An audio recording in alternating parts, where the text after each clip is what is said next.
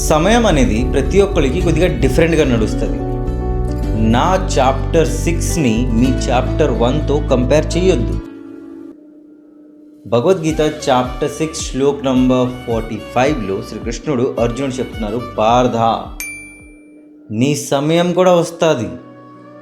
ఇప్పుడు ఎవరో కారు సంపాదిస్తున్నారు, మంచి ఇల్లు తెచ్చుకుంటున్నారు, పెళ్లి చేస్తారంటే వాళ్ళు మీకన్నా గ్రేట్ కాదు, మీరు వాళ్ళకన్నా తక్కువ ఏం కాదు. ఇప్పుడు వాళ్ళ సమయం వచ్చింది కాబట్టి వాళ్ళకి అది దొరికే. మీ సమయం కూడా వస్తుంది. శ్రీకృష్ణుడు ఏం చెప్తున్నారంటే, ఎలాంటి దొంగ దోపిడి మోసం చేయకుండా నీ కర్మంని నువ్వు పాటించు, నీ ధర్మంని నువ్వు నేర్చుకో, నీ ఎఫర్ట్స్ని నువ్వు పెట్టు. ఆటోమేటిక్గా నీ గత జన్మంలో నువ్వు పడిన కష్టాలన్నీ ఇక్కడ సపోర్ట్ చేస్తాయి. దేవుడు అది చూస్తున్నారు.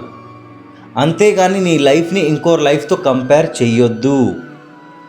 నా దగ్గర బైక్ లేదు, నా దగ్గర ఐఫోన్ లేదు, నా దగ్గర ఇల్లు లేదు అని నేను కంపేర్ చేసుకుంటే ప్రతిరోజు నేను బాధపడాలి. అదే నేను భగవద్గీతలో ఆన్లైన్ వీడియోస్ చేస్తున్నా, నా దగ్గర నా ఓన్ కెమెరా ఉంది, నా దగ్గర కంటెంట్ ఉంది, నేను ఎన్ని భాషలైనా చెప్పగలను, నేను ఏదైనా చేయగలను, దేవుడు నాతో ఉన్నాడు అని చెప్పుకుంటే ఆటోమేటిక్గా నా టైం అనేది ఏదో ఒక రోజు మారుతుంది, నా జీవితం మారుతుంది, నేను కోరుకుంది జరుగుతుంది.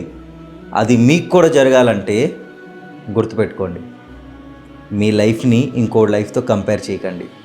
మీ సమయం వచ్చినప్పుడు మీరు కూడా పైకి ఎదుగుతారు. అప్పుడు దాకా నిజాయితీగా కష్టపడండి. హరే కృష్ణ, జై శ్రీకృష్ణ. योगी संशुद्ध किल्बिषः अनेकजन्म संसिद्धः ततो यात परां गतिम्।